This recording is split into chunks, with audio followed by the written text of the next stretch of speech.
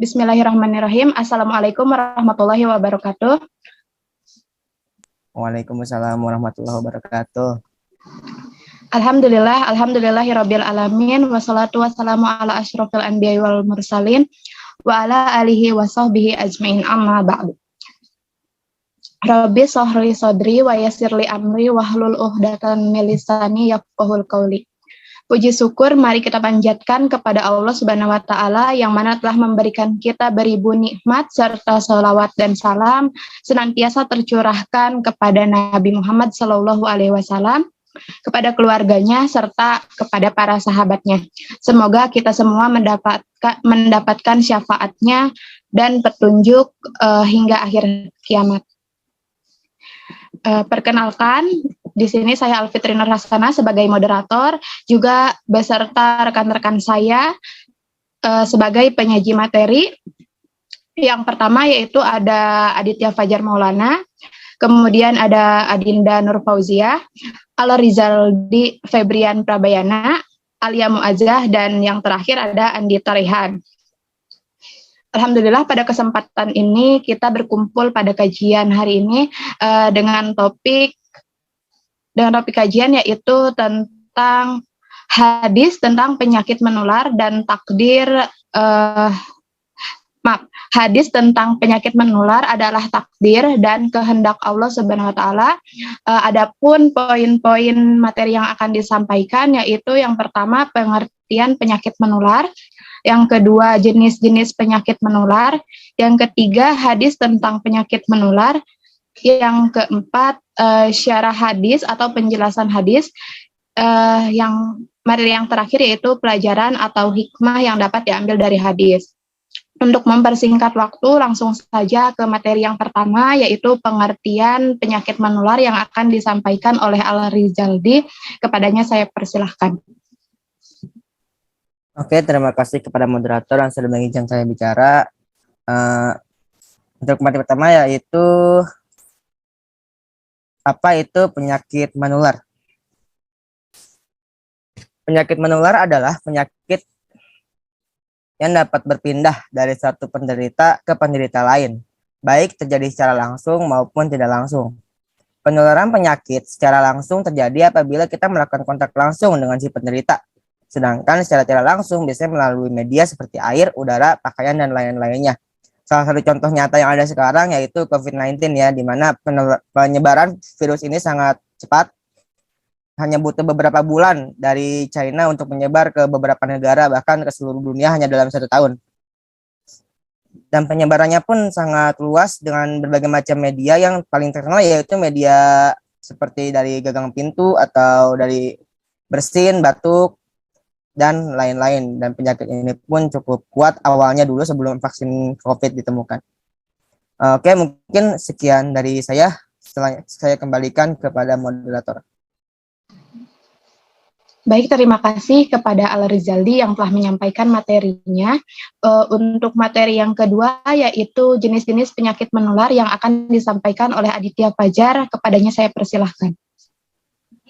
Oke, terima kasih kepada moderator yang sudah memberikan waktu untuk menjelaskan materi yang kedua yaitu jenis-jenis penyakit menular.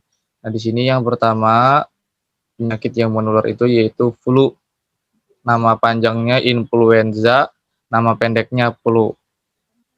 Apa itu flu atau influenza? Yaitu infeksi virus yang menyerang hidung, tenggorokan, dan paru-paru. Nah, flu ini sebuah virus yang terus bermutasi sehingga sulit dideteksi sistem kekebalan tubuh. Biasanya secara umum penyakit flu ini bisa ciri-cirinya bisa misalnya kita nyeri otot, batuk, bersin, hidung tersumbat, sakit kepala, kelelahan, dan demam. Kemudian yang kedua demam berdarah. Demam berdarah berasal dari gigitan nyamuk Aedes aegypti dan Aedes albopictus yang disebut virus dengue. Nah, ini biasanya terjadi karena gigitan nyamuk yang kemudian menjadi suatu penyakit demam berdarah. Kemudian selanjutnya ada malaria.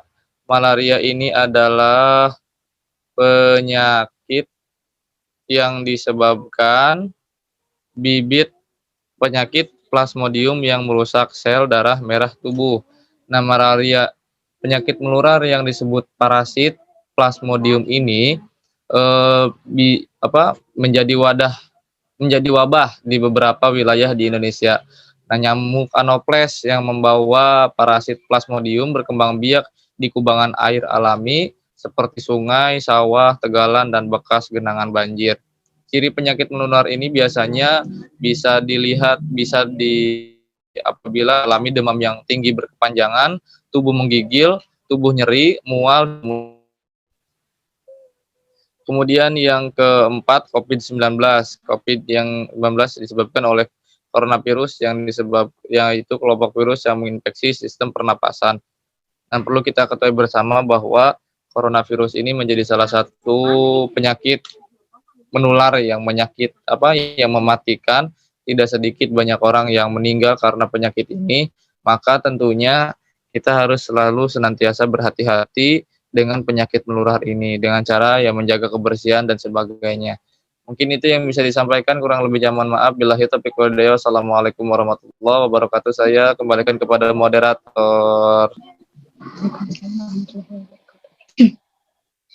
Baik, terima kasih saya ucapkan kepada Aditya Fajar yang telah menyampaikan materinya. Untuk materi selanjutnya yaitu hadis tentang penyakit menular yang akan disampaikan oleh Andita Rehan. Kepadanya saya persilahkan. Untuk yang selanjutnya yaitu teks, hadis, dan terjemahannya. Haddatsani Abdullahi nu Muhammad haddatsana Hisam bin Yusuf akhbarana Ma'marun aniz Zuhri an Abi Salama an Abi Hurairah radhiyallahu anhu qala qala Nabi sallallahu alaihi wasallam la adwa wala safara wala hama faqala aqrabi ya Rasulullah fama balu ibli takunu fi ramli ka'annaha ziba ufayuh litu halba irul ajarabu fayujaribuha faqala Rasulullah sallallahu alaihi wasallam faman adal Allah, yang artinya menceritakan kepada aku Abdullah bin Muhammad, menceritakan kepada kami Hisham bin Yusuf, mengabarkan kepada kami Ma'mar dari Zuhri, dari Abu Salamah, dari Abu Hurairah radhiyallahu anha. Ia berkata, Rasulullah Shallallahu alaihi wasallam bersabda, tidak ada adwa atau penyakit menular, dan tidak ada safar atau kesialan di bulan Safar, dan tidak juga hamah, burung hantu. Kemudian seorang laki-laki Arab Badui berkata, wahai Rasulullah, apa yang terjadi pada unta di padang pasir yang terlihat lincah seperti kijang, lalu unta yang berpenyakit kudis mencampuri kemudian menjadikannya berkudis. Rasulullah Shallallahu alaihi wasallam berkata, siapakah yang pertama kali menularkannya? Hadis riwayat Al-Bukhari nomor hadis 5770. Sekian dari saya kembalikan ke moderator. Baik, terima kasih kepada Andita Rehan yang telah menyampaikan materinya. Untuk materi selanjutnya yaitu syarah hadis atau penjelasan hadis yang akan disampaikan oleh Adinda Nur Fauziah. Kepadanya saya persilahkan. Bismillahirrahmanirrahim. Assalamualaikum warahmatullahi wabarakatuh. Mohon izin untuk off-cam ya teman-teman. Di sini syarah hadis. Hadis ini menceritakan seorang Arab Badu yang bertanya kepada Nabi tentang unta sehat yang tertular, unta lainnya yang berkudis, karena dahulu orang-orang Arab meyakini adanya penyakit menular yang menjadi penyebab penyakit jahiliyah, penyebab penyakit kudis yang menimpa unta sehat-sehat tersebut.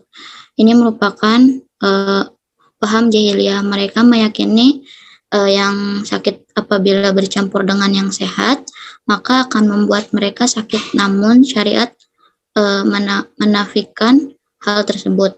Selanjutnya,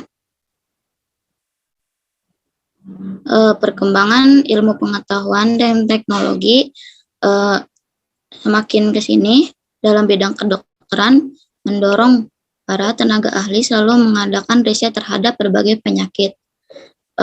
Termasuk salah satunya adalah penyakit-penyakit menular yang sudah dijelaskan oleh teman-teman saya. Demi mengatasi kejadian penderitaan dan kematian akibat penyakit, berdasarkan perjalanan penyakit dapat dibagi menjadi dua. Yang pertama yang akut dan yang kronis. Berdasarkan sifat penularannya dapat dibagi menjadi dua juga, menular dan tidak menular. Proses terjadinya penyakit merupakan interaksi antara agen penyakit manusia dan lingkungan sekitarnya. Untuk penyakit menular, proses terjadinya penyakit akibat interaksi antara agen penyakit atau mikroorganisme yang hidup, manusia dan lingkungan. Sedangkan untuk penyakit tidak menular, proses terjadinya penyakit akibat interaksi antara agen penyakit, non-living agent, manusia dan lingkungan. Penyakit tidak menular dapat bersifat akut, dapat juga bersifat kronis. Pada epidemiologi, penyakit tidak menular terutama yang akan dibahas adalah penyakit yang bersifat kronis.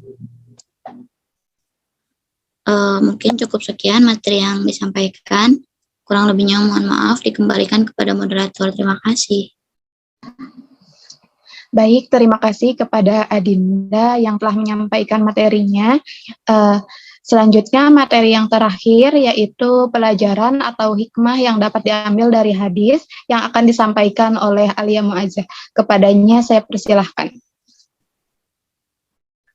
Baik, materi yang terakhir yaitu pelajaran yang dapat dipetik dari hadis. Islam menetapkan adanya penyakit menular, tetapi penularan tersebut tidak mungkin terjadi kecuali atas izin Allah. Maksudnya kalau Allah tidak mengizinkan, maka tidak akan tertular kepada orang di dekatnya. Melalui hadis ini, Rasulullah mencoba mendekatkan perkara penyakit menular kepada logika manusia agar manusia berpikir bahwa penyebab penyakit bukanlah berasal dari yang sakit, melainkan dari zat yang menciptakan sakit dan menciptakan sehat. Dialah Allah Subhanahu wa Ta'ala, Tuhan semesta alam. Nah, pada kasus pandemi COVID-19 yang melanda sebagian negara-negara besar di dunia, sebaiknya kita harus mentaati anjuran pemerintah untuk melakukan physical distancing atau jaga jarak. Nah, rajin mencuci tangan, menggunakan masker, dan menjalani pola hidup sehat dengan makan, tidur, dan olahraga yang cukup. Karena taat kepada ulil amri merupakan perintah Allah. Hal ini sebagaimana firman Allah dalam Al-Quran surat An-Nisa ayat 59 yang artinya, hai orang-orang yang beriman, taatilah Allah dan taatilah Rasul-Nya dan ulil amri di antara kamu. Kemudian, jika kamu berlainan pendapat tentang sesuatu, maka kembalikanlah ia kepada Allah, yaitu Al-Quran, dan Rasul, yaitu sunnahnya. Jika kamu benar-benar beriman kepada Allah dan hari kemudian, yang demikian itu lebih utama bagimu dan lebih baik akibatnya. Mungkin cukup sekian yang dapat saya sampaikan. Saya kembalikan kepada moderator. Baik, terima kasih kepada Alia Mu'azzah yang telah menyampaikan materinya. Alhamdulillah semua materi telah disampaikan ya. Untuk selanjutnya yaitu sesi tanya jawab kepada teman-teman. Barangkali ada yang ingin bertanya, dipersilahkan.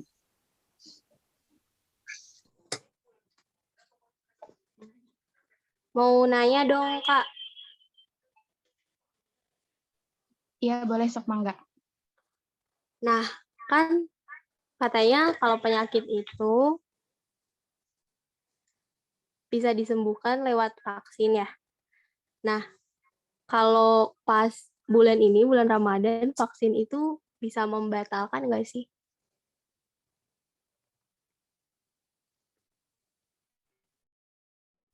Terima kasih.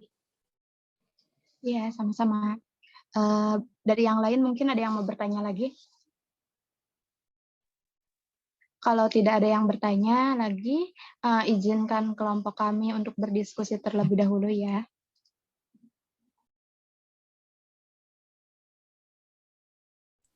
Moderator izin menjawab. Iya, boleh. Oke, saya akan menjawab pertanyaan tadi dari saudari Hia Umah ya. Kan tadi kan pertanyaannya tuh salah satu obat dari penyakit atau penyakit menular saat ini seperti contohnya COVID mungkin untuk saat ini tuh yaitu dengan cara vaksinasi. Nah, kebetulan sekarang Ramadan, apakah vaksinasi membatalkan puasa? Dari awal adanya vaksin, MUI itu sudah memberikan pendapat bahwa vaksin COVID ini tidak membatalkan puasa selama mungkin enggak COVID aja ya, selama vaksinnya tidak mengandung vitamin-vitamin atau yang bisa menguatkan kita gitu, misalkan dalam vaksinnya ditambahkan vitamin C atau ditambahkan apa agar tubuh kita kuat. Nah, itu yang bisa membatalkan puasa. Jika misalkan vaksinnya tidak mengandung hal itu, cuman ya udah gitu suntik biar jadi obat, itu tidak membatalkan puasa. Dan juga beberapa hal yang membatalkan puasa seperti muntah dengan sengaja atau berhubungan seksual dengan sengaja, tidak bisa mengendalikan nafsu, keluarnya air mani, menstruasi, nifas, dan memasukkan benda ke organ-organ yang emang udah terbuka gitu, misalkan kobul dan dubur. Kan kalau misalkan disuntik kita ke kulit, kan tadi kulit itu tidak terbuka ya, jadi itu tidak membatalkan puasa. Begitu menurut MUI. Bagaimana saudari Khia Umah, Teteh? Apa Mbak? Apakah jawabannya sesuai? Oke, terima kasih. Sama-sama, itu yang nanya siapa, yang makasih siapa aja. Dari presentator yang lain mungkin barangkali ada yang mau menambahkan. Ya, mungkin ada yang ingin menambahkan, silakan.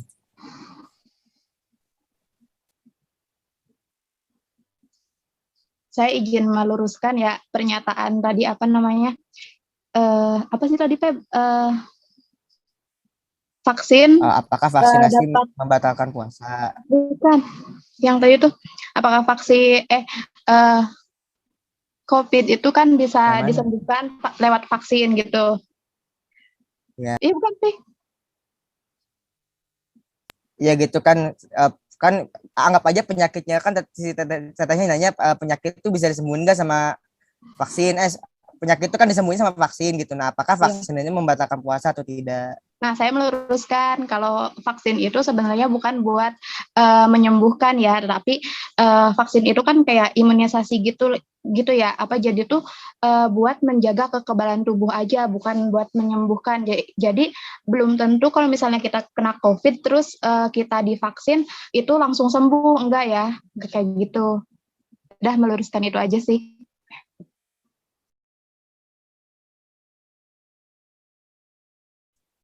Ya udah kan, Afitri moderatornya, lanjut. Kenapa?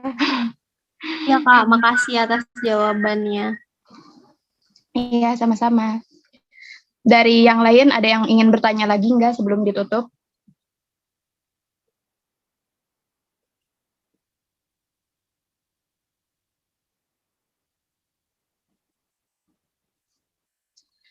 Baik, jika tidak ada yang bertanya lagi, kita cukupkan kajian hari ini.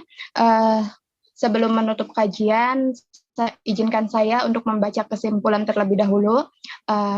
Kesimpulannya yaitu penyakit menular merupakan penyakit yang dapat berpindah dari satu penderita ke penderita lain.